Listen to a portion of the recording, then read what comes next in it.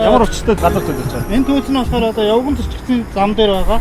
Нийслэлийн цэцэрлэгийн орлогч баярлал болоод түүний автлаас ажлын хэсэг иргэдээс ирүүлсэн сошиал ертөнцөөр ирүүлсэн гомдлын дагуу манайх энэ түүхийг шилжүүлж байна. Өөрөөр хэлбэл бол явган зөрчигчдийн зам дээр тавьснаас явган зөрчигчдийн замаараа бас авто зам руу орж ингэж яваад байгаа. Энэ нь болохоор иргэд авчихсан тий.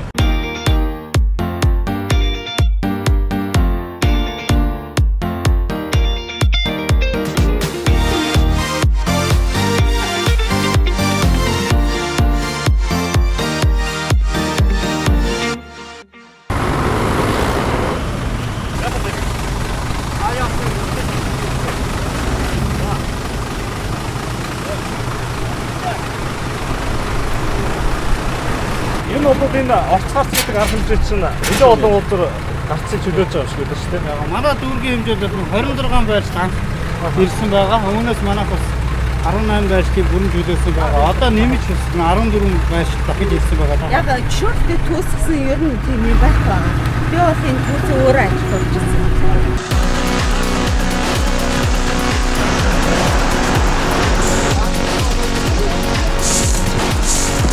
Энэ Улаанбаатар хотод маань явган хүн болон машины замыг тагласан маш олон одоо түүхснүүд, контейнерууд, гаражнууд бас барилгууд объектууд бас байдаг. Тэгээ энийг бол нодон жилийн 11 сараас гээд орцгаас нэртэй юм ажиллагаа явуулж байна.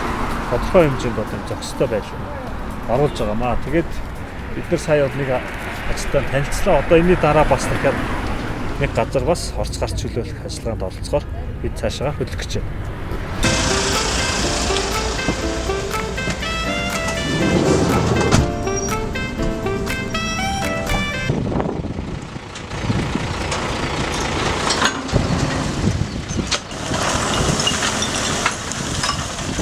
Одоо энэ бас хур хог хөрөнгөлөгдсөн яхад цэнгэлэг авах хүсэлт иргэдийн явуулсан байна тийм. Энэ олон жил явуулсан байлээ. Уг чиглэл маань болохоор 2012 оноос хойш байж байгаа. Ингээд дур зоргоороо энэ тэнд ингээд бас юм зориултын биш юм тавихлаар ингээд ядчил юм хогийн цэг болчихсон тийм. Аваар тойрны нэгд өөрсдөө хогийн цэгийг бий болгож байгаа шүү дээ. Тийм ба. Тэгээд зэргүүлээд нөгөө зөвшөөрлөхөөр байршуулсан биднэрээ газрын албан хийх ажлыг хийдэг. Би нөгөө хог төвийн хариуцсан байцаач нэ. Танаас ирж гэнэ үү? Одоо арингур. Юус додогс яриад хэ? За тийм. Уртаг ачих бол энэ бас л одоо аимшигтай байна шүү дээ. Хэдэн жилийн юм байгаа ч юм байна. Ай, наач дийхүү.